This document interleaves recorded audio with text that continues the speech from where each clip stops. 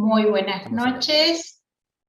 El Comité de Educación para Pacientes Alérgicos y Asmáticos les da la bienvenida a este nuevo webinar, coordinado por el doctor Samuel Azar y la doctora Rocío Lor Bravo. Agradece a la Asociación de Alergia, Asma e Inmunología, Buenos Aires, Argentina, por permitirnos realizar este evento comunicacional y educativo, a los docentes y disertantes de este evento, y además a todos ustedes que nos acompañan en esta presentación. Bien. Llega la primavera, y con ello los alérgicos tienen una estrecha relación con los cambios climáticos o meteorológicos. Por ello, en cada estación del año pueden tener síntomas característicos. ¿Qué pasa en la primavera? Aparecen elementos en el medio ambiente que pueden empeorarlos. A la primavera se la asocia mucho con alergia, porque aparecen en el aire mayor cantidad de granos de polen provenientes de las flores, y los alérgicos a ellos pueden presentar inflamación, no solo de la conjuntiva, sino también de las vías respiratorias, sobre todo superiores. Y por otra parte, ya sea porque se transita o se hacen mayores actividades al aire libre y hay mayor exposición, esto puede provocar o empeorar algunos alérgicos, afecciones en la piel. Pero además los insectos salen a volar. ¿Por qué lo hacen? Porque las temperaturas van aumentando y sus picaduras pueden ser problemáticas. Hoy vamos a hablar de todos estos temas y les vamos a contar cómo prevenir estas situaciones y cuál es el mejor tratamiento. Así disfrutaremos de la estación más bella del año sin preocupaciones. Bien, entonces empezamos con las disertaciones. Presentamos al primer disertante, al doctor Samuel Azar, que es el médico especialista en neumonología, alergia e inmunología, es jefe del servicio de alergia del Hospital Argerich, es presidente de AIBA, miembro de honor de la Asociación Médica Argentina, iniciador de la red de la alergia de la Ciudad de Buenos Aires, quien nos va a hablar sobre alergia a los granos de polen. Seguidamente, el doctor Iván Tinoco, médico especialista en alergia e inmunología, miembro del Comité de Alergia Ocular de la Sociedad Latinoamericana de Alergia, Asma e Inmunología, presidente de la Asociación Ecuatoriana de Alergia, Asma e Inmunología, capítulo Centro-Sur, nos hablará sobre rinoconjuntivitis alérgica.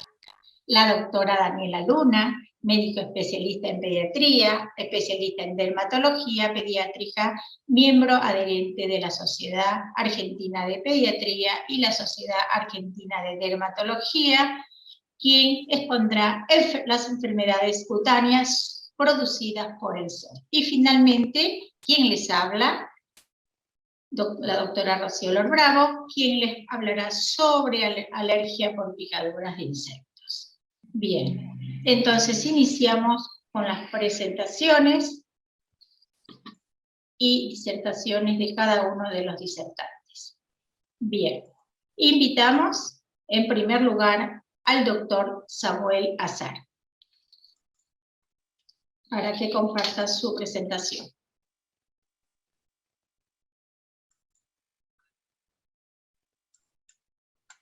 Muy bien. Muy feliz de estar con ustedes, gracias por haber venido a esta reunión. Bueno, yo les quiero decir que para esta época del año comienzan a aparecer en la atmósfera objetos voladores identificados. ¿Qué es esto? Bueno, ya vamos a ver. La gran mayoría de estos que le hacen daño a los alérgicos se van yendo ya para el otoño próximo. ¿Son estos? No, estos son los identificados. Si ustedes ven alguno de ellos, por favor, le sacan una foto y me la mandan. son estos otros. ¡Qué maravilla! La naturaleza es maravillosa, pero son infinitamente más pequeños que estos que ustedes están viendo. ¿Qué es el polen? Es el elemento fecundante masculino de las plantas sexuadas, de las plantas que tienen flores. ¿Cómo sexuadas? Sí, tienen sexo femenino y tienen sexo masculino. Y el sexo masculino va a llevarle el material genético al femenino y allí se va a producir la semilla, luego, primero el fruto, luego la semilla, y la especie va a seguir por toda la naturaleza. Les quiero mostrar, ven estos granos de polen que son maravillosos, miren el aspecto que tienen. Bueno, les quiero mostrar esto. Esta es una flor que está cortada en el medio. Les quiero mostrar el aparato masculino. ¿Ven? Están en una bolsita los granos de polen. Estos son los que van a producir la fecundación de la flor femenina. Y esto verde que ustedes están viendo es el aparato femenino. Miren, esto se llama ovario. ¿Lo ven acá? Y adentro tiene los óvulos. Y por la parte superior está lo que se llama estigma, que es la entrada del polen hacia el óvulo. Ahora bien, esta flor, como ustedes ven, tiene los dos sexos juntos. Hay muchas. Se llaman hermafroditas. No es problema para los alérgicos. Hay otras flores que están en la misma planta. Por ejemplo, el sexo masculino en una flor, el sexo femenino en la otra flor. Pero están dentro de la misma planta. No es problema para los alérgicos. Hay otros que tienen el sexo masculino en una planta y el femenino en otra. Ahí ya tenemos problemas. El polen que está ahí presente va a tener que ingeniárselas para llegar al aparato reproductor femenino. Ustedes ven ya estos granos de polen un poco apuraditos para entrar por esta parte del aparato. Ven aquí, entran por aquí y van a llegar al aparato femenino para hacer la fecundación. ¿Todos estos pólenes van a ingresar? No, no. Los va a seleccionar el aparato femenino. Y acá ocurre algo realmente increíble. Es algo, realmente un fenómeno apasionante dentro de la biología reproductiva. Entre el grano de polen y el aparato femenino va a haber un intercambio de sustancias químicas, se van conectando, y también de sustancias nutritivas. Si se llevan de acuerdo, el polen va a hacer su ingreso. Ocurre también un fenómeno muy interesante. El polen, cuando está depositado sobre una superficie húmeda, le va creciendo lo que se llama el tubo polínico. El tubo polínico se va a producir aquí y va a ingresar hasta encontrarse con el ovario. ¿Se acuerdan de la flor que les mostré antes? Y allí se va a producir la fecundación. Acuérdense que cuando el polen está sobre una superficie húmeda, les crece el tubo polínico. Acá ven, bueno, estos están cortitos. Hay algunos que les digo que son muchísimo más largos. En el caso del polen de la oliva, que es muy diminuto, crece 400 veces su tamaño. Y veamos lo que hace. Miren, se rompe la antera porque el sol la calentó. Salen los granos de polen. Vean este recorrido fantástico. Miren, miren, va a ir a buscar el estigma, la entrada del aparato femenino. Y el polen va a ir desarrollando su tubo polínico. Miren, observen, ya va a fecundar a la planta, al aparato femenino de la flor. Miren, se los dejo de nuevo porque es muy interesante. El polen volando, o no, o yendo a través de otros elementos, como vamos a ver. Muy bien. Esta abejita se siente muy atraída por el color de la flor y por el néctar que lleva dentro. Los vivos colores y los perfumes atraen a los insectos. Bueno, la abejita se va a ir, le va a dar las gracias a la flor, pero la flor le va a dejar todo esto pegado, granos de polen. ¿Para qué? Para que cuando se pose en otra flor, deje el polen y se produzca la fecundación. El colibrí hace lo mismo, y esto me recuerda un poco a las mariposas. ¿Se acuerdan de las mariposas? No se ven. Yo hace mucho que no las veo. Las mataron los agroquímicos. Los murciélagos, también los animales pueden hacer esto. Polinizar, sacar el polen de una flor y se lo manda a la flor femenina. Ratas y también otras cosas. El agua también, por su parte, puede en alguna medida transportar por el agua el polen hasta la flor femenina. Bueno, todo esto que les dije, las abejitas, los colibríes, las mariposas, los murciélagos, no son problema para los alérgicos. ¿Cuál es el problema para el alérgico? Este señor que se llama viento. El viento le va a ayudar a unas florcitas insignificantes que no las ve nadie, que ningún bichito le lleva a la ponte, porque no tienen ni flor, no tienen ni color, ni tienen perfume alguno.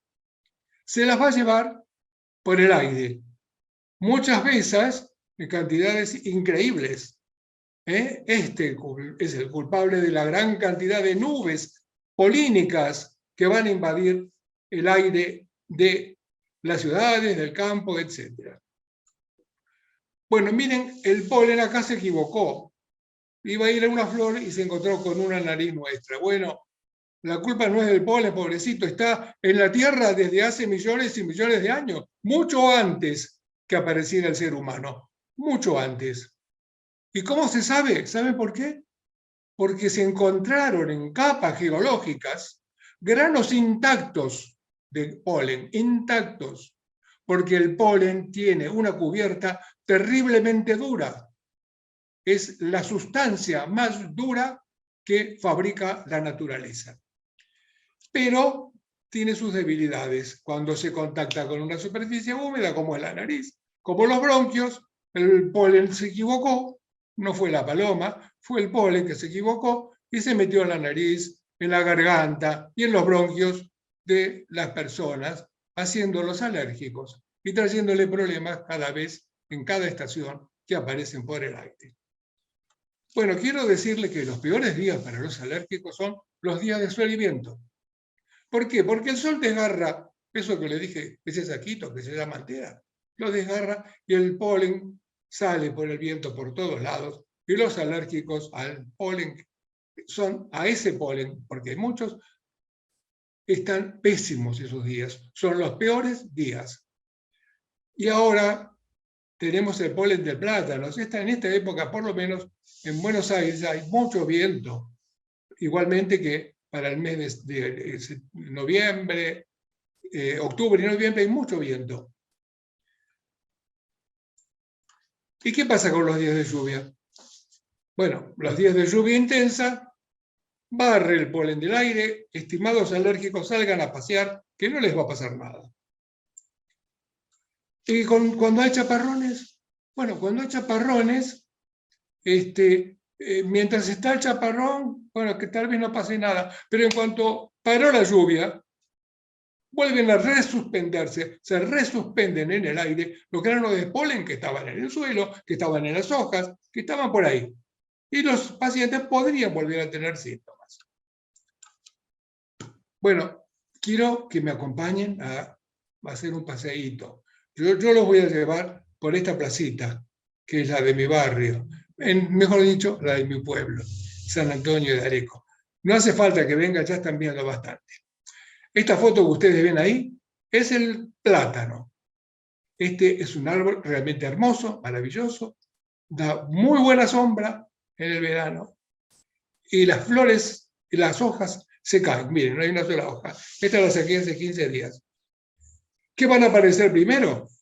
Observen bien, porque el plátano, este árbol tan lindo, cuando yo le digo a un paciente, mire, usted tiene alergia al plátano, me dicen, no puedo comer banana. No, no, no, no. El plátano es este árbol, no tiene nada que ver con la banana. Bueno, entonces, la semana pasada saqué, miren lo que vi, saqué una foto, salí a pasear, saqué esta foto y ya vi la flor del plátano, mírenla. Pero igualmente tengo que fijarme muy bien para verla. Y después, bueno, ya se fecundó, empiezan a aparecer las semillas. Vean con esas espículas, son las semillas que lamentablemente van a persistir mucho tiempo porque se van a clavar en las conjuntivas, en los ojos, en la nariz, en la garganta, y la gente va a estar muy molesta. Es por acción mecánica. Peor es cuando esa espícula lleva algún grano de polen, entonces el paciente va a estar peor. Pero es por acción mecánica y dura bastantes meses. Hay lugares en la ciudad de Buenos Aires que están absolutamente llenas, hay colchones de espículas de plátano y la gente está realmente muy molesta. Bueno, acá tenemos otro, este se llama fresno, ¿lo reconocen? Bueno, yo les voy a decir que el plátano tiene muy mala prensa, porque en la ciudad de Buenos Aires, perdonen que hable de la ciudad de Buenos Aires, debe haber muchas personas que nos están escuchando y que son de otro lugar, pero en la ciudad de Buenos Aires, que se le achacaba al plátano la culpa de todo lo que le ocurría, hay solo en el arbolado urbano un 9%. Mientras que del fresno, que también trae alergia, pero menos que el plátano, hay un 40% casi. ¿Ven el fresno? Las hojitas, estas son, ya se formaron las semillas. Quiere decir que ya fue fecundada. Los álamos. Les estoy mostrando los árboles que se están polinizando ahora o dentro de muy pocos días. Polinizar significa que el polen pase por el aire y vaya a fecundar a la flor. En estos días vemos. Y esto es la morera. Bueno, no se ven demasiadas moreras, pero hay lugares donde hay muchos y el polen se desparrama y trae problemas. Bueno, como compensación y para acompañarme los convido con una mora. Qué rica que es. Bueno, este es el sauce, hermoso. No trae mucha alergia. El sauce no trae mucha alergia, por lo menos en los pacientes que yo he visto. Y este es el abedul. No van a haber muchos los abedules, la gente que vive en la ciudad de Buenos Aires, porque está más en los lugares fríos. En el sur, por ejemplo, en la Patagonia, tenemos un compañero que vive en Esquel, y bueno, tiene un montón de pacientes alérgicos al abedul, porque hay muchos abedules. Y la gente que vive en la parte norte de Europa, yo no les cuento los problemas que tienen, porque es muy alergizante, y un porcentaje elevadísimo de la población van a tener alergia al polen del abedul. En Suecia, en Dinamarca, todo donde hace mucho frío, van a haber problemas serios por el abedul. Bueno, acá les traigo este otro que es maravilloso. Miren lo que es la naturaleza. Es fantástico. Es el jacarandá. En 2 meses ya van a ver las florcitas, por lo menos en la ciudad de Buenos Aires. Divino, no trae mucha alergia, pero atenti, porque puede traer un problema mucho más serio. Cuando vamos caminando, pisamos las florcitas que se cayeron en el suelo, nos resbalamos y sí vamos a tener un problema traumatológico. Trabajo para el traumatólogo. Bueno, se terminó la temporada del grano de polen en septiembre y comienzos de octubre. Están apareciendo las gramíneas. ¿Qué son las gramíneas? La mayor parte de los cereales y la mayor parte de los pastitos. Este es el trigo. Es un cereal. ¿Saben qué cantidad de gramíneas hay en el mundo? El 20% de la masa vegetal son gramíneas. El 20% de la masa vegetal del mundo son gramíneas. Hasta las cañas de bambú son gramíneas. Acá tienen los pastitos de los cuales les estaba hablando. Miren, uno cuando va de vacaciones muchas veces viene y encuentra un montón de esta que se llama cortadera. ¿La ven aquí? Entonces la cortamos y la llevamos a casa como para, en fin, ornamentar un poquitito la casa. Pero atención, porque pueden llevar granos y los que son alérgicos a las gramíneas pueden tener problemas. Y además junta hongos aerógenos, que es uno de los principales alergenos en el hogar. Bueno, esto ya viene más tarde, ya no está en la primavera, está en el verano. Se lo menciono rápido, se llaman, nosotros los alergólogos le decimos compuestas. Últimamente le han cambiado los botánicos el nombre, las llaman asteráceas. Bueno, esta es una de las plantas que más alergia trae en la ciudad de Buenos Aires como en otras partes del mundo. ¿Y saben dónde están realmente terriblemente mal? Los que viven en la costa este de Estados Unidos. La gente no sale, no asoma la nariz cuando lee en el diario o escucha por televisión el conteo de granos de polen de la ambrosia o rawit, como la llaman ellos. ¿Y nosotros por qué no lo tenemos en el diario? ¿Por qué no tenemos esa información?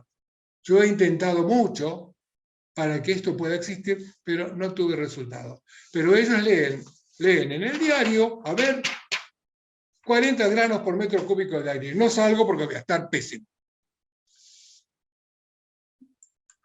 Bueno, hay algunos granos de polen que tienen en común con algunas frutas y algunos otros vegetales los mismos alergenos. O sea que yo puedo ser alérgico a las gramíneas y al mismo tiempo al tomate, a la papa. O al plátano, que ustedes vieron que les mostré varias fotos, con el durazno, la manzana, etc. Esto lo llamamos panalergenos, porque son alergenos que están en muchos lados. Bueno, ¿y cómo podemos disminuir la exposición de los granos de polen? ¿Cómo hacemos? ¿Se puede disminuir la exposición? Para prevenir un poco los síntomas. Bueno, aquí tenemos, miren, mantener cerradas en las horas de la máxima polinización, que es entre las 10 de la mañana y las 4 de la tarde, lo mismo que ocurre con el sol. Porque apenas sale el sol y pega fuerte sobre las flores, desgarra a los granos de la antera y le manda los polens al aire. Disminuir las actividades al aire libre durante las horas que les indiqué. Mantener cerradas las ventanillas cuando viajan en auto. Bueno, si no tienen auto o si van en moto, tal vez cuando se bajen la ventanita del casco no tengan problemas. Pero los que van con bici o los que van caminando, ¿cómo hacen? ¿Pueden hacer algo? Pueden hacer algo. Se ponen un barbijo N95, les va a filtrar mucho los granos de polen. Al mismo tiempo, se previenen del COVID que no se ha ido. El COVID sigue siendo pandemia. Y hay gente enferma y hay gente que se ha muerto. La semana pasada se murieron varias personas. Porque yo he recibido la información. No los quiero asustar. El COVID en este momento está mucho más leve que en otro momento. Y los fallecimientos son infinitamente inferiores a los que cuando comenzó la pandemia. Bueno, usar anteojos de sol para disminuir el impacto de los granos de polen en las conjuntivas. Claro que tienen que ser bastante pegados a la cara, ¿sí? Porque para les entra por aquí. Entonces, no olvidarse de ponerse anteojos de sol. Los que llevan anteojos se los pueden dejar y no hace falta que sea de sol. Pero sí les convendría, porque la luz también le afecta al paciente alérgico al grano de polen, es como si los estimulara para que fueran más alérgicos al grano de polen. Bueno, usar aire acondicionado con filtro. Lamentablemente los aires acondicionados que tenemos nosotros, la mayoría de las personas, tienen el filtro, pero ¿para quién? No para nosotros, sino para el aire acondicionado, para el aparato. Bueno, evitar acostarse en el pasto. ¿Se imagina una persona alérgica a la gramínea que se acuesta en la época de gramíneas en el pasto? Bueno, no les quiero contar todo lo que les puede pasar. Además que cuando cortan el pasto, que no debe ser la persona alérgica a las gramíneas, debe ser otra persona, tienen que tener mucho cuidado, ¿sí? En su casa tienen una piscina, no tirarse en la piscina porque van a tener problemas. Esto, no secar la ropa durante la época de polinización afuera, en los patios o en los jardines, porque la ropa actúa como un filtro y los granos de polen se van quedando en él. Y ustedes se imaginan una persona que va a dormir en una sábana y totalmente cubierta de granos de polen. Bueno, les digo que van a estar durmiendo con el enemigo. Bueno, estimados concurrentes, termino mi exposición y les doy las gracias. Muchas gracias por haberme escuchado.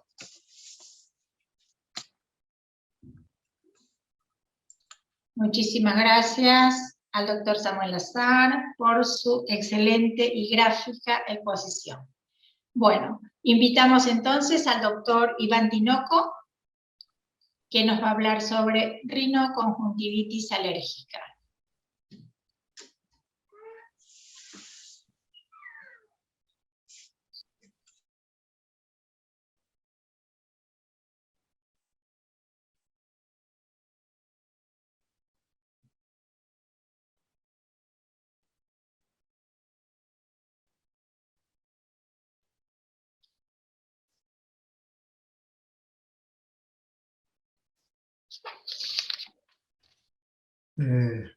Buenas noches. Gracias, doctora Rocío y doctor Samuel, por la invitación. Vamos a hablar de un tema muy importante, como es la rinoconjuntivitis alérgica. ¿Qué es la rinoconjuntivitis alérgica? Como pueden ustedes ver en este gráfico, es una inflamación alérgica de la mucosa de la nariz y de la mucosa de la primera capa del ojo, que es la conjuntiva. Hay la afectación de dos órganos producido por sustancias que producen alergia en esa persona, como los ácaros del polvo, los pólenes del que hablaba muy bien el doctor Samuel Lazar, y es una enfermedad muy común, muy frecuente, una asociación tanto en la rinitis alérgica junto con la conjuntivitis alérgica. Por eso vamos a hablar de rinoconjuntivitis alérgica. Aquí podemos ver síntomas y signos que podemos ver en un familiar, y podemos sentirlo si es que nosotros somos las personas que tenemos esta enfermedad. A nivel de ojo podemos ver el enrojecimiento, la comezón y el lagrimeo de los ojos. Esto es muy común, fastidia bastante a la persona. A nivel nasal, pues vamos a encontrar los estornudos, la congestión y el goteo nasal, producto de ese líquido que sale por la nariz, que se va para la parte también de atrás. Y esto, lógicamente, llega a producir problemas a nivel de la garganta, como comezón, ardor de la garganta, producto de ese goteo que va para la parte de atrás por la garganta, y también puede llegar a producir tos. Como pueden ustedes ver, aquí hay una serie de síntomas que afectan tanto al ojo como a la nariz y produce un impacto en la calidad de vida que no es nada bueno para un familiar, aparte de que puede llegar a producir complicaciones. Entonces, de ahí la importancia de tomarle muy asunto y acudir al médico de confianza, a su alergólogo, para que él los oriente para ver qué es lo que se puede hacer. Aquí las recomendaciones que suelo dar como alergólogo es acudir al médico de su confianza. En caso de no haber en la comunidad un alergólogo, para que él sugiera la referencia al alergólogo, y si es que está, el alergólogo está, una vez que hace su diagnóstico, seguro de que hay un problema más severo a nivel del ojo, pues referir para realizar un tratamiento conjunto el alergólogo y el oftalmólogo. Entonces, lo primero que tenemos que hacer nosotros es consultar con el alergólogo, si es que está en la comunidad hay un alergólogo, para que él nos oriente qué es lo que hay que hacer y evitar después complicaciones que nos van a traer algún tipo de problemas a nivel familiar. ¿Qué hace el alergólogo? ¿Qué es lo que va a hacer? Porque a veces hay ciertas circunstancias que se escuchan en la comunidad, que esto de la alergia se va a curar sola, de que no es necesario que un alergólogo le vea. Se escucha mucho eso en la comunidad, y eso tenemos que ir, esos mitos, quitándonos de la cabeza, porque la valoración que hace el alergólogo es muy importante para poder prevenir futuras complicaciones y futuras afectaciones de la calidad de vida en ese familiar.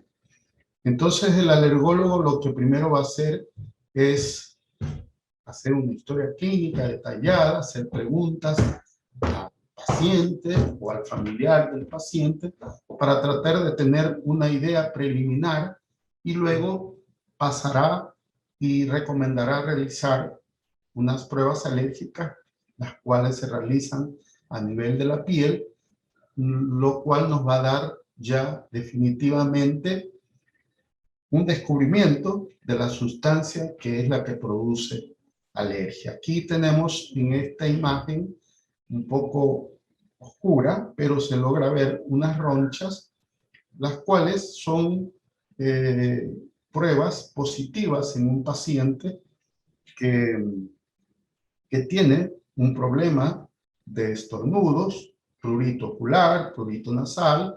Una vez con esos síntomas, el alergólogo lo que hace es pasar a realizar este tipo de pruebas que llamamos prick test o pruebas cutáneas, que las hace específicamente el alergólogo para poder descubrir la causa de lo que está produciendo alergia en este paciente. Una vez que ya llegamos al diagnóstico de este paciente, el objetivo del tratamiento es tratar la rinoconjuntivitis, y este va a hacer que se mejoren esos síntomas, tratar en lo posible de suprimirlos, mejorar la calidad de vida y evitar el progreso de la enfermedad. Estos casos que podemos ver aquí en la foto es muy común, en especial en tiempos de primavera, como estábamos escuchando a la doctora Sar, y se ve mucho por distintas sustancias que producen alergia, y esto hace que estos pacientes tengan una calidad de vida, no puedan conciliar el sueño, produzca problemas a nivel oculares, y ya comienza a afectar su trabajo, la escolaridad, y también produce un problema a nivel emocional, porque es un paciente que no está bien, y esto en un niño es mucho más importante descubrirlo, porque generalmente el niño no avisa hasta que la situación está un poco más complicada. Esta parte de aquí, que es un poco larga, yo quiero resumirla contando un caso que nos puede pasar a cualquier familiar por la desidia a veces de acudir a un profesional como el alergólogo, por seguir teniendo ese tipo de mitos, pensando que la alergia es solo alergia y que no va a pasar nada. Yo vi un paciente y resumo esta calidad de vida de un paciente de 6 años, el cual yo le sugerí, le hice las pruebas, encontré la causa de la alergia y sugerí el tratamiento, pero los padres no quisieron hacer el tratamiento. Ese paciente a los 6 años lo volví a ver cuando ya tenía 18 años. Cuando llegó de nuevo a mi consulta, el paciente ya ha sido operado, tanto a nivel de su nariz y también a nivel del ojo. O sea, había hecho una complicación a nivel de ojo, a nivel interior. Y recuerdo siempre porque el papá de este joven, él esa reflexión la hacía siempre: es solo una alergia, no le va a pasar nada. Entonces terminó el joven afectado, casi un 70% la visión del ojo derecho, y el oftalmólogo pues lo que tuvo que hacer es decirle que deben de regresar al alergólogo para que le haga un tratamiento y pueda tratar de mejorar el otro ojo o evitar que se complique más. Entonces, la calidad de vida del paciente, como pueden ustedes ver, deteriora la calidad de los pacientes, afecta el sueño, aparecen emociones negativas como irritabilidad, enojo o vergüenza, y las actividades diarias, el trabajo, la escolaridad, los gastos económicos se suman y eso hace que la calidad de vida, tanto a nivel familiar como a nivel personal, se aumente, y luego de eso lo que puede pasar, y siempre ocurre, es que viene un paciente totalmente desmejorado, en el cual a veces la situación que nosotros les planteamos para ellos es de total incredulidad pese a todo lo que están viviendo.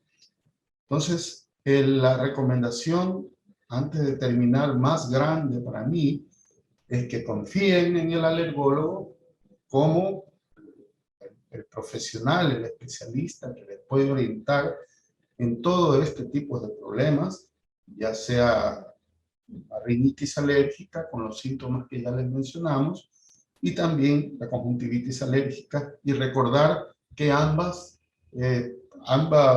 enfermedades se pueden unir y ya están afectados los dos órganos. Muchas gracias. Muchísimas gracias, doctor Iván Tinoco, por su excelente exposición y por sus claras recomendaciones. Invitamos entonces a la doctora Daniela Luna, quien nos va a hablar sobre enfermedades cutáneas producidas por el sol. Adelante, doctora. Buenas tardes. Esperen que vamos a compartir pantalla. Estamos. Muy bien. Ahora sí. Bueno, buenas noches. Un gusto estar nuevamente con ustedes. Muchísimas gracias, Rocío, Samuel, por la invitación. Vamos a hablar un poquitito de las enfermedades que se producen por el sol. ¿A qué nos referimos cuando decimos alergia al sol? Hablamos o tratamos de abarcar un grupo de enfermedades en la que existe un brote en la piel con picazón o prurito después de exponerse al sol. Puede ser de causa hereditaria o desarrollarse después de que algún factor lo provoca, ¿sí? Como puede ser un medicamento o la exposición a ciertas plantas. Acá podemos ver, ¿sí?, en la foto cómo se delimita la zona expuesta y ese brote que tiene, que puede ser desde un simple enrojecimiento a, en este caso, que ya vemos esas ronchas. ¿Cuáles son los síntomas que podemos encontrar? Van a depender de lo que causa el problema. Generalmente aparecen a los pocos minutos u horas de la exposición. ¿Y qué vamos a ver? Como vimos en la foto anterior, ese enrojecimiento, picazón, puede haber en algunos casos sensación de dolor, de ardor, pueden aparecer esas ronchas sobrelevadas, como vimos en la imagen previa. En algunos casos, por suerte menos, puede aparecer ampollas, costras, descamarse, generalmente posinflamatorio, o sea, después de que baja, puede haber cambio en la coloración, y por suerte, en muy contadas ocasiones, puede inclusive haber sangrado. ¿Qué nos va a predisponer a tener esta urticaria solar, urticaria por el sol? En realidad lo podemos, pero se vio que es más frecuente en los que son de raza blanca. Y también en los que consumen ciertos medicamentos, que uno dice, bueno, por ahí lo que menos pensás es que si estás tomando algún analgésico, como ibuprofeno, o si estás tomando algún diurético, o algún antibiótico, te vaya a generar esa reacción en la piel. Puede generar, y bueno, en el caso de estar tomando retinoides orales, que son los que se dan para el acné, esta medicación por boca que se da para el acné, también lo pueden generar. Y lo más frecuente de ver es la exposición a determinadas sustancias. Me puse un perfume, me puse alguna crema para el acné o una crema anti-age, me expuse al sol y me broté. Ese proceso lo llamamos fotosensibilización y va a generar ese eczema o ese brote que nosotros referimos fotoalérgico. Y hay que tener siempre en cuenta que hay ciertas enfermedades, como la dermatitis atópica, el lupus, el pluriactínico, que va a empeorar y va a aumentar mucho la incidencia de esta urticaria. Entonces, si uno tiene alguna de estas enfermedades, siempre tener en cuenta que puede aparecer este brote. ¿A qué edad puede aparecer? En realidad puede aparecer a cualquier edad. Se vio que es más frecuente entre los 20 y 30 años, pero se puede a cualquier edad. ¿Y qué como vimos antes? El eritema, las ronchas, a los pocos minutos de exponernos al sol. La buena noticia es que generalmente en un par de horas se va y siempre lo genera la luz visible. Acá vemos, ¿sí? Ahí fíjense que está lo colorado que se pone, esas ronchas que tienen esa forma característica, que después van a ver después con la doctora Rocío, muy distinto a las picaduras. Acá podemos ver. Esto asusta, pero generalmente en un par de horas va a desaparecer. Bueno, vamos a hablar un poquito de la fitofotodermatosis. ¿Qué es esto? Suena terrible. Fito, planta. Fotosol, dermatosis, piel. Es la reacción que se va a generar en la piel desencadenada por exponernos al sol después de haber estado en contacto con alguna planta. Esta planta hace, al exponerse al sol, una reacción que nosotros llamamos fototóxica, que va a hacer que en principio nos aparezcan franjas o áreas delimitadas que parece que nos quemamos, ¿sí? Eritema, hinchazón, sensación de ardor o picazón. Y en casos más severos, vesículas y ampollas, también puede ser hasta inclusive hematomas. Hoy mismo yo no llegué a poner la foto, pero vi una paciente que estuvo haciendo una excursión y se levantó el brazo porque quiso tocar algo, estaba con... Y al día siguiente le apareció todo un brote y respetó el área que estaba protegida tenía una pulserita. Donde tenía la pulserita, ahí no le pasó nada. El resto estaba bien colorado, inclusive tenía lesiones como si fueran de hematomas, que bueno, hoy ya estaba un poco menos y en estos días va a mejorar, pero ¿qué pasa con esto? Cuando se va nos deja mancha. Te deja se llama hiperpigmentación, pero en realidad es una mancha, generalmente amarronada. ¿Qué pasa cuando se desinflama el sitio? Y adquieren formas raras. De donde te tocó, bueno, se fue lo rojo, te quedó marrón. ¿Con qué lo vemos? En realidad hay un montón de especies, de plantas que lo pueden generar, pero en los que tenemos nosotros contacto más directo y tenemos que tener en cuenta, si tocamos apio, si tocamos limón, lima, perejil, higos, hay una zanahoria blanca que por ahí acá tanto en otros países sí, la milenrama, sí, entre otros. Lo de la lima y el limón es muy clásico en los barman, ¿sí? que hacen por ahí los tragos tipo mojitos al aire libre, están maniobrando el limón, la lima, y si no se lavó rápido y se expuso al sol, después aparece en el sitio donde estas áreas coloradas. Tenerlas muy en cuenta porque es muy característico esto que queda manchado marrón, por varias semanas, incluso meses, con la forma loca de donde tocaste. La milenrama, porque yo la verdad es que no la conocía, es una planta perenne que crece de manera silvestre, en los baldíos, en los campos, a orilla de los caminos, y que la usan a veces como adorno, ¿sí? De planta ornamental en parques o caminos. Acá tenemos arriba de todo, podemos ver esa florcita tan linda, tan característica. Miren acá la foto, no sé si pueden ver cómo quedó manchado. Era justamente, ¿sí?, un barman que estaba haciendo tragos, se expuso al sol.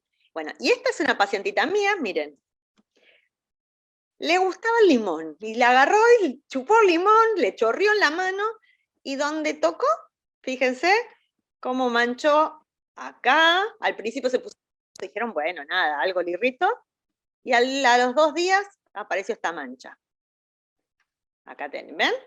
Esto dura un tiempito, así que tengan en cuenta, si tocan algunos, se ponen a hacer ensaladas con apio, si andan con lima, con limón, con algo de eso, siempre con los higos, que uno es tan rico, se ponen a comerlo ahí al aire libre, puede lavarse rápido las manos y ponerse protector.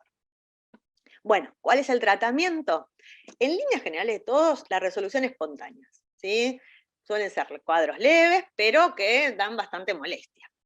Es muy importante los protectores solares y siempre recomendamos los físicos. Ahora después vamos a charlar un poquito más por qué. Porque, bueno, los químicos se han visto brotes por protectores químicos. Siempre tratar de usar las ropas con filtros, son lo más, tan buenísimas. En los chicos nos solucionan la vida, los grandes a veces nos da un poco de fiaca usarlas. Los antialérgicos, a veces usamos cremas con corticoides, en muy contados casos damos corticoides por boca. Y se vio que ir exponiendo de a poco a esta luz, podemos ser a luz visible, o inclusive en algunos usan luz ultravioleta artificial como fototerapia, puede ir haciendo que la piel se acostumbre. Estos brotes de urticaria solar, vemos acá, cuando empieza la primavera, estos primeros soles que nos agarra la desesperación por salir, nos olvidamos el protector, todo, nos exponemos al sol y nos brotamos. ¿Cuándo vamos a consultar a un médico? Si aparece esta reacción cutánea inusual de molestia después de habernos expuesto al sol, como charlamos antes. Siempre tengan muy en cuenta si estamos usando, piensen, me puse algún perfume, qué maquillaje usé, estoy usando cremas para el acné. Es muy importante, con las cremas para el acné, la gran mayoría, salvo los antibióticos, los indicamos de noche. Y a veces se olvidan de sacárselo a la mañana, no nos sacamos la crema del sol y hace esa reacción fotoquímica que hace que nos brotemos. Bueno, las anti-age ni les cuento, también. Si no dice de día, que tiene que aclarar de día con protector solar, hay que sacársela y hay que usar igual protector. Fijarse siempre si se pueden usar en verano, en primavera, verano, en las épocas estivales. Hay que retirar antes de ponerse al sol, como charlamos antes. ¿Cómo vamos a prevenir todos estos cuadros, estas lesiones? Evitar el sol durante las primeras horas pico, ¿sí? Las horas pico, 10, 4 de la tarde, tratar de evitarlo, ¿sí? Usar siempre protector solar. El protector solar tiene que ser más de 30, la protección UVB.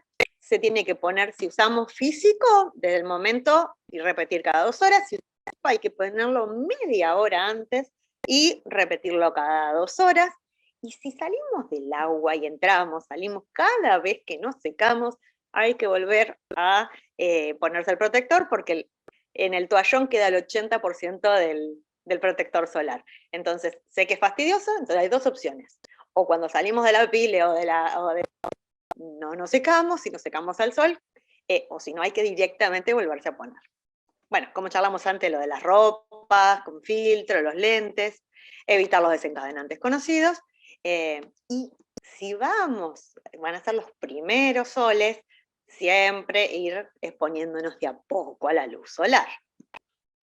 Si me voy, ¿a quién tengo que consultar? Bueno, a un dermatólogo y a un alergólogo. Son los 2 especialistas que manejamos esto, ¿sí?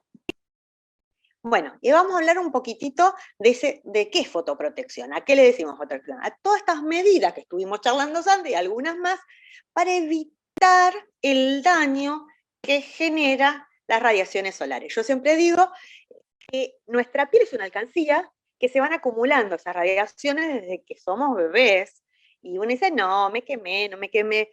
Es muy importante porque después de más grande, donde aparecen las manchas, las arrugas, ¿y qué le tenemos miedo? El cáncer de piel. Hoy por hoy el cáncer más frecuente es el cáncer de piel.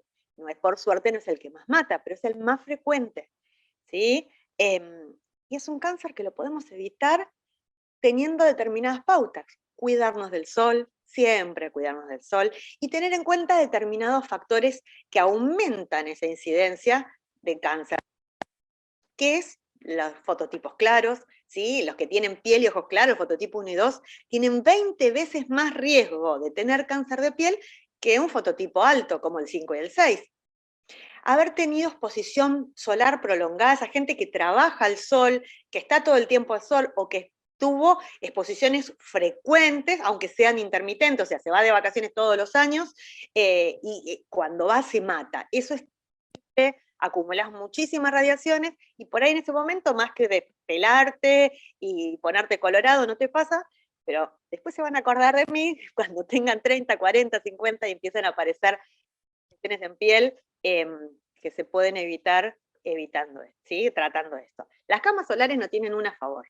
Aumenta el riesgo de cáncer de piel, melanoma, vaso celular, espino celular, nos mancha, nos arruga, así que no la recomiendo para nada.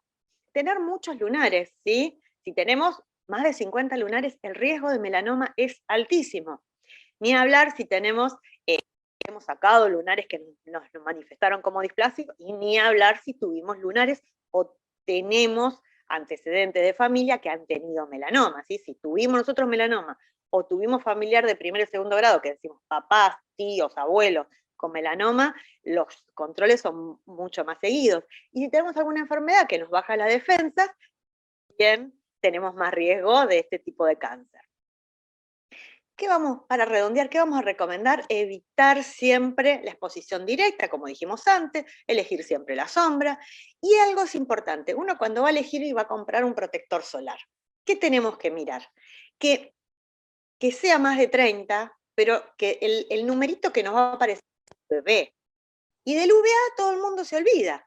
Y el UVA lo absorbemos desde las 9 de la mañana a 7 de la tarde, pasa el vidrio, o sea, si estamos atrás de una ventana, absorbemos UVA, si hay un día nublado, absorbemos UVA, vamos en el auto, absorbemos UVA, y esa UVA aumenta el riesgo de carcinoma vasocelular, de espino celular, mancha, nos arruga, si tenemos predisposición a manchar en los cambios hormonales también. Entonces, ¿qué vamos a mirar? Cuando vemos el protector, tenemos que ver que al lado del UVB haya un circulito.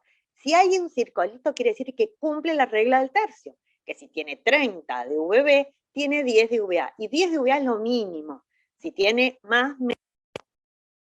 Y otro tema es la cantidad que vamos a usar de protector solar. Hablamos siempre de la regla de los 9. ¿Qué quiere decir? Una cucharada para la cabeza, una cucharada para cada brazo, cada miembro superior, una cucharada para región anterior de tronco, una para región posterior y 2 para cada región, y derecho e izquierdo. 2, 2, 1, 1, 1, 1 y 1. ¿Sí? Esa es la regla de los 9, que no la cumplimos casi nunca porque nos estiramos el protector solar y cuando le estiramos ese 30, pobrecito, se convirtió en un 15 de protección. Entonces, si vamos a estirarnos para que ni se note el protector, elijamos números altos, más de 50, que cuando le estiramos por ahí llegamos a 30. Acordarse que cada 2 o 3 horas, ya sé que es fastidioso, pero hay que volverse a aplicar. Y si estuvimos transpirando mucho, porque estuvimos jugando o salimos de la pileta, como dijimos antes, o no nos secamos o nos volvemos a poner el protector. Acá les mostraba lo que decía recién, ¿ven? Siempre nos acordamos del UVB, y el UVA, bien, gracias. ¿Sí? Entonces es muy importante siempre saber, y también la luz visible, cuando estamos adelante de computadoras, ¿sí? Con la tablet, con el celular, eso libera la luz, ¿sí? O la luz azul, que también nos mancha. Por ahí no nos va un poco de cáncer, pero después cuando nos aparezcan todas esas manchas en la cara, en las manos, no nos va a gustar. Y lo último que vamos a hablar, la diferencia, yo lo decía, elijamos siempre, tratemos, en los que hacen urticarias solares o hacen esta fitofotodermatosis, elijamos siempre los filtros solares físicos. ¿Sí? Tenemos los físicos y los químicos. ¿Qué diferencia? Que el físico actúa como barrera, ¿sí? Parece que nos hubiésemos puesto un espejo, que viene la radiación y la repele, ¿sí? O sea, no permite que se absorba y filtra tanto UVA como UVB. Y el químico, absorbemos el protector, absorbemos las radiaciones y convierte esa radiación en calor y la libera. ¿Sí? Pero eso es un proceso químico, lleva tiempo, lleva mínimo 30 minutos. O sea que si vos te pusiste el protector y saliste a la calle, durante 30 minutos no estuviste cubierto, ni hablar en la playa directamente al sol. Es lo que les decía recién, ¿ven? Encima el físico no penetra en la piel, no genera urticaria, ¿sí? Frena igual que el otro, tiene efecto inmediato, es inocuo, respeta todo el medio marino. ¿Qué tiene de contra? Y es medio pesado a veces, medio blanquecino, pero se están poniendo las pilas y ya están logrando una micronización de sustancias que están permitiendo que no sean tan pesados, ¿sí? Así que bueno, mi experiencia, por ahí en los que tienen acné, que muy grasoso no les gusta, bueno, a veces hacemos algunas consideraciones, pero si uno tiene que elegir, los físicos, que son los que te va a decir mineral, físico, esos son los ideales, sobre todo en esto. Bueno, y para terminar, entonces, ¿qué es la urticaria salar? Son todas estas enfermedades que muchas veces están infradiagnosticadas, o sea que se diagnostican poco, porque como se va rápido por ahí ni consultamos, que tiende a resolverse espontáneamente, que la intensidad tiende a bajar con los años, que suele aparecer en la juventud, pero bueno, que esto va cambiando, depende cada paciente. Como dijimos antes, bueno, esto lo dijimos, que es más frecuente, un poquito más frecuente en la mujer y entre los 30 y 40 años, y que si usamos protector solar, y lo vuelvo a decir, si usamos protector solar, si evitamos los desencadenantes conocidos, y vamos poniéndonos al sol, podemos manejar esto, ¿sí? Así que bueno, muchas gracias por su atención. Y gracias por la invitación de nuevo. Muchísimas gracias entonces, Daniela Luna, por su clara y excelente exposición. Bueno, seguidamente me toca hablar a mí.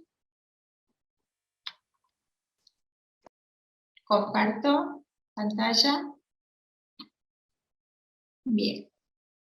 Bueno, les voy a hablar entonces de alergia a las picaduras de insectos. Los insectos pican durante la primavera-verano porque necesitan las temperaturas cálidas para volar, o sea, temperaturas mayores a 13 grados. ¿Qué son las alergias? Las alergias son reacciones exageradas del sistema inmunológico a determinadas sustancias llamadas alergenos. En este caso, cuando es alergia a las picaduras de insectos, son aquellos pacientes alérgicos al veneno o a sustancias inyectadas durante las picaduras. Dentro de los insectos que pueden desencadenar reacciones alérgicas más frecuentes tenemos los himenópteros. Dentro de ellos tenemos las abejas, las avispas y las hormigas. ¿Qué características tienen estos insectos?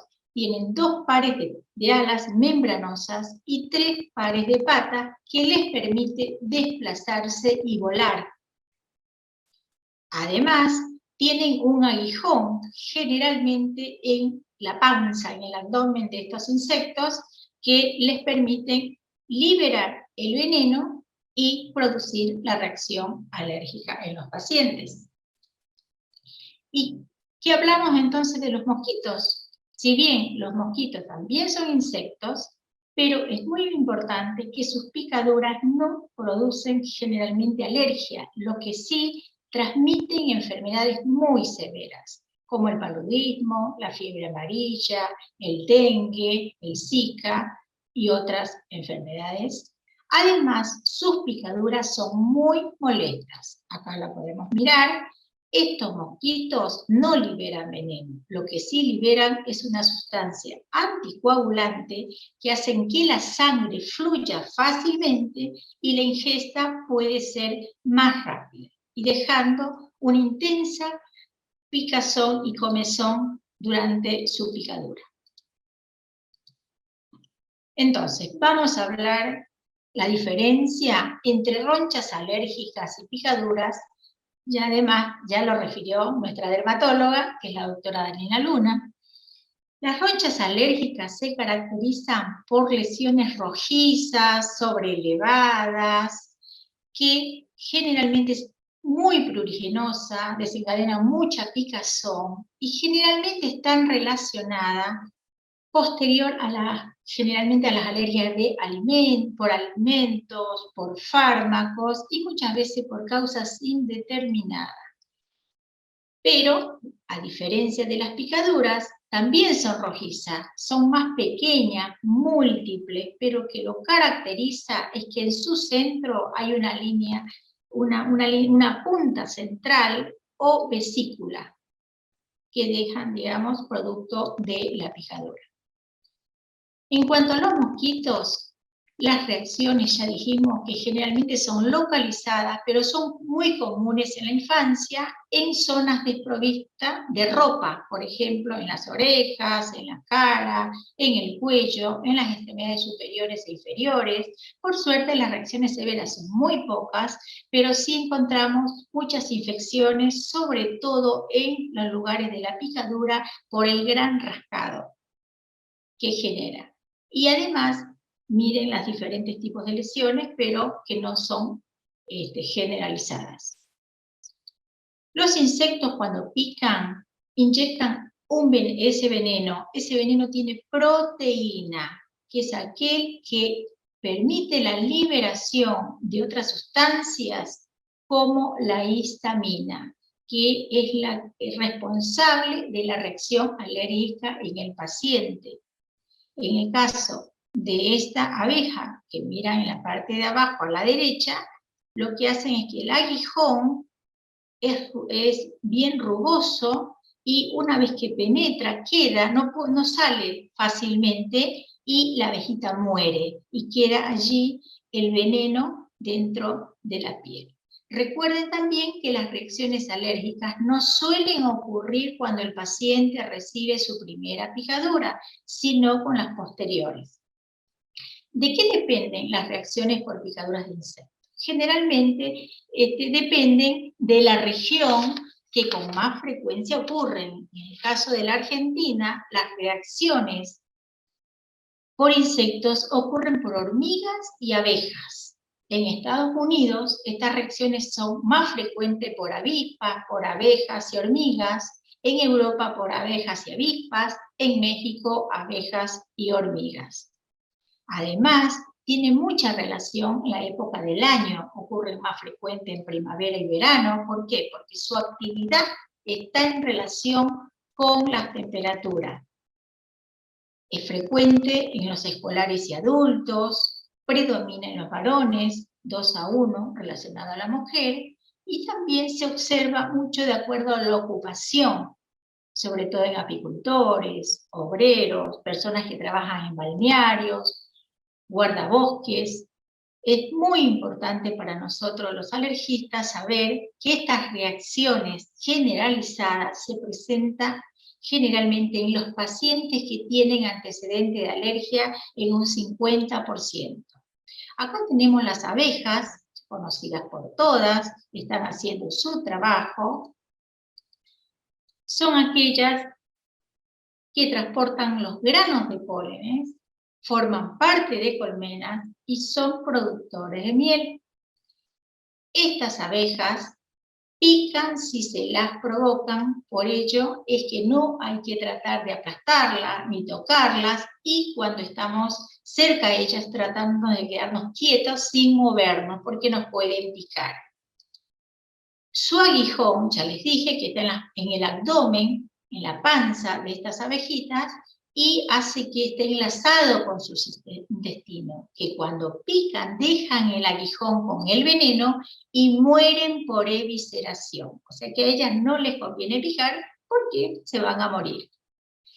Pero tenemos otras, que son las abejas africanas, que son las más agresivas, son las llamadas las abejas asesinas, porque ellas pican en grupo y pueden hacer reacciones alérgicas muy severas que ponen en peligro la vida de nuestros pacientes. Acá la tenemos. Estas reacciones pueden ser desde una simple roncha hasta reacciones severas. Cuando tenemos el aguijón en nuestro cuerpo, lo primero que hay que hacer es retirar de inmediato. Si tenemos al alcance una pinza, es lo ideal. En el caso que no tenemos una pinza, sería bueno retirarlo con cuidado con el borde romo de una tarjeta, sea de la SUBE, de crédito, etc. Con la idea de que no romper la bolsa que tiene este aguijón donde tiene el veneno. Acá tenemos a la avispa, que es la más frecuente, que causan reacciones alérgicas generalizadas, son aquellas las que tienen ese colorcito, ¿ves? La de chaqueta amarilla. Estas tienen un aguijón liso y retráctil, generalmente pican sin ser amenazadas. Ustedes ven en la figura hacia arriba, ven ese aguijón liso que generalmente produce múltiples picaduras y no mueren al picar, a diferencia de la abeja que pica una sola vez y muere. Las lesiones son variables. Acá tenemos las hormigas, son aquellas que también viven en comunidad como las abejas, pero las más peligrosas son las hormigas coloradas, que su veneno es muy alergénico. Es la hormiga colorada, la característica que tiene, que enganchan la piel con las pinzas, porque tienen su abejón acá en la cola, ¿ven? La imagen hacia la izquierda, arriba tienen su aguijón, ¿y qué hace? Engancha la piel con las pinzas, con estas pinzas, y pican con ese aguijón en forma de círculo. Así vemos esta lesión circular en la imagen hacia la izquierda. En cuanto a las reacciones por garrapata, generalmente no producen reacciones alérgicas, pero sí producen reacciones tóxicas, pican en otoño y primavera, y lo pueden hacer todo el año, son arácnidos. Si hay una picadura por garrapata y está la garrapata, hay que sacarla con cuidado y hay que retirarla. Además, puede llegar a producir desde una reacción leve hasta una necrosis. Las reacciones de arañas también, generalmente la lesión que producen son de carácter tóxica por la gran cantidad de veneno que pueden llegar a ser mortales. Igualmente las reacciones por escorpión, se las nombro por el hecho de que vamos a empezar la temporada más linda, que es la primavera, y podemos estar en contacto con estos insectos. La mayoría de las manifestaciones clínicas provocadas por las picaduras de insectos, por suerte, son reacciones locales. Como ven estas dos imágenes acá, generalmente se caracteriza por lesiones menor a 10 centímetros, produce un escozor importante, enrojecimiento, dolor e hinchazón, que generalmente en 2 o 3 días se van. Pero hay un porcentaje muy pequeño donde las reacciones son generalizadas, que es como alergista, nosotros tenemos que tener mucho cuidado en el caso de que el paciente tenga una hinchazón facial, como este paciente, una dificultad para respirar posterior a una picadura, mareo, vómitos, broncoespasmo, alteración de la presión arterial, pulsos débiles y rápidos, palidez, e inclusive afectación de múltiples órganos como la anafilaxia, que es la reacción grave, que es donde nosotros tenemos que tratar de prevenir a que no ocurra. Entonces, puede afectarse 2 o más órganos. Si ustedes ven esta imagen a la derecha, hacia arriba, hay un compromiso de la piel en forma extensa. Además puede haber síntomas respiratorios, donde hay una inflamación de las vías respiratorias superiores e inferiores, dolor torácico, afectación cardiovascular, con hipotensión, manifestaciones digestivas, dolor abdominal, vómito, mareos, desvanecimiento y hasta pérdida de la conciencia que puede poner en peligro al paciente. ¿Cuáles son los signos que nos indican que hay una reacción alérgica grave? Dificultad para respirar. Siempre recuerden, posterior a una picadura de insecto. Muchas veces no sabemos cuál es el insecto, pero el paciente nos refiere opresión de la garganta, hinchazón del labio y rostro, mareo, desmayo, convulsiones. Todos estos síntomas y signos nos indican que el tratamiento debe ser de inmediato e inclusive hospitalario. Dentro de los tratamientos para las reacciones va a depender si es una reacción local y si nosotros tenemos el aguijón en nuestra piel, por supuesto que lo primero que hay que retirar, hay una limpieza y desinfección con agua y jabón, si tenemos una crema con corticoide, si nuestro alergista nos indicó la dosis y un corticoide por vía oral, por supuesto que lo vamos a tomar, analgésico, antialérgico, si hay una sobreinfección, nuestro médico nos va a dar el antibiótico con la dosis adecuada. Si hay una reacción grave es porque generalmente ya el paciente es alérgico y tuvo en contacto con el alergista y le indicó un tratamiento que ahora lo vamos a hablar, que es la adrenalina, pero generalmente si es una reacción grave, tóxica o que tarda 2 o 3 horas y se provoca, digamos, esta reacción grave, generalmente es hospitalario el tratamiento. Y por supuesto que una vez que sabemos que el paciente es alérgico, que tuvo una reacción grave, debe de ir al alergólogo para que le indique el tratamiento específico como la inmunoterapia subcutánea. En el caso de que el paciente ya sabemos que tuvo una reacción grave, como anafilaxia, que perdió el conocimiento, que hizo una reacción alérgica importante, seguro que el alergista lo evaluó y le dio adrenalina autoinyectable para que lo coloque siempre en su botiquín sanitario donde vaya el paciente. Entonces, si nos puede ocurrir en las vacaciones, lo primero que hay que hacer, si nos da tiempo, es sacar nuestra adrenalina autoinyectable y colocar, aunque sea con la ropa, directamente, ya por supuesto que ya nos han preparado cómo hacerlo, colocamos el inyectable en forma inmediata. Y otra persona que esté con nosotros, inmediatamente llamar a un servicio de emergencia médica, si es en Capital Federal, llamamos al 147, si es en la provincia de Buenos Aires, 911. Y otra cosa importante es la posición del paciente. Si el paciente se desmaya o hace una convulsión posterior a una picadura, lo que tengo que hacer es tratar de acostarlo de cúbito lateral, mirando que respire, y sobre todo levantar los miembros inferiores para tener un mejor retorno venoso mientras pedimos ayuda. Si es una embarazada que fue picada por uno de estos insectos, lo ideal es colocarlo en decúbito lateral izquierdo hasta que pueda trasladarlo al hospital donde se le indica el tratamiento adecuado. Todos los pacientes que han tenido una reacción anafiláctica tienen que usar adrenalina, indicada por su alergólogo, por supuesto, y tiene que ser derivada, ¿para qué?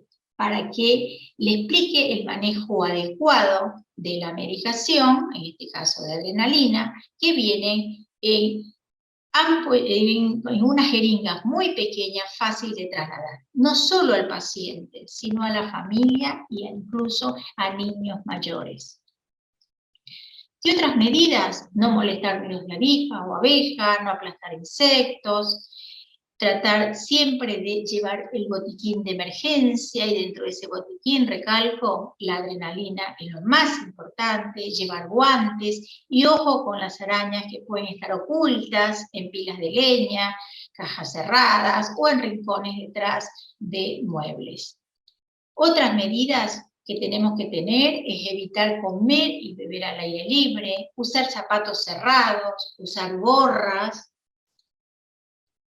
usar ropas manga larga, tratar de cubrirnos lo más que podamos y tratar en lo posible de no oler como una flor, o sea, evitar uso de perfumes, evitar ropas de colores vivos, tratar en lo posible de usar colores claros y no demasiada ropa holgada porque pueden penetrar estos insectos.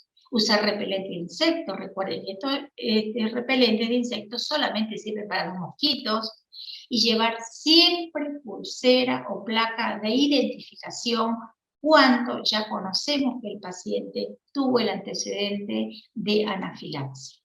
Como conclusión, la alergia al veneno de insecto es una condición que pone en riesgo la vida del paciente. El tratamiento de inmediato es de la anafilaxia, la adrenalina. El tratamiento específico es la inmunoterapia, siempre ser evaluado por el alergólogo. Tanto la orientación y la educación de la población como la educación del médico que hace guardia en el tratamiento agudo de la anafilaxia para evitar la muerte muchas veces de nuestros pacientes. Bueno, muchísimas gracias y vamos a responder las preguntas porque hay muchas preguntas que nos están haciendo.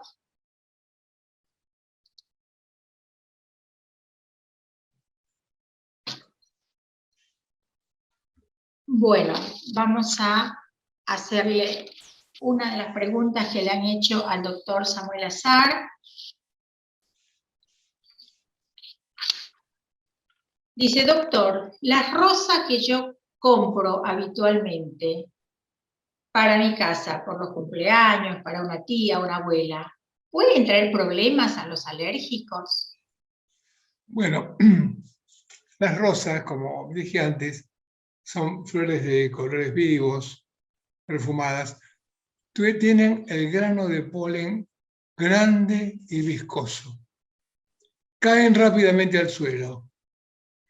No es como los granos de polen chiquititos, pero se va viendo. Estos caen rápidamente al suelo y no le dan la oportunidad de penetrar por vía aérea y traer problemas. A quien les trae problemas las flores de vivos colores es a los floristas y a los floricultores, que están en permanentemente contacto. Y esto se constituye en una enfermedad laboral. Pero, o sea, las flores de vivos colores perfumadas difícilmente traigan alergia. Difícilmente. Así que pueden comprar nomás, pueden regalar ramos de flores en primavera a quienes ustedes deseen, sin problemas. Buenísimo, muchas gracias por su respuesta, doctor. Bueno, hay una pregunta para el doctor Iván Tinoco. ¿Qué tratamiento y cuánto tiempo le haría a un paciente que tiene conjuntivitis alérgica? Parece que es una médica hace esta pregunta.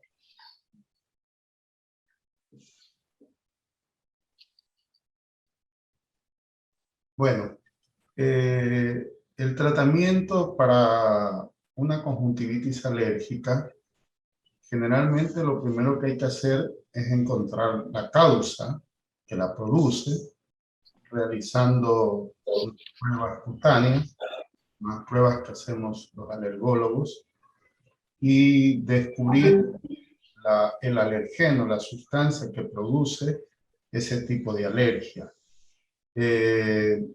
En cuanto al tratamiento, pues el tratamiento se basa prácticamente en las medidas de cuidado ambientales que en ese momento se le dará al paciente de acuerdo al alergeno.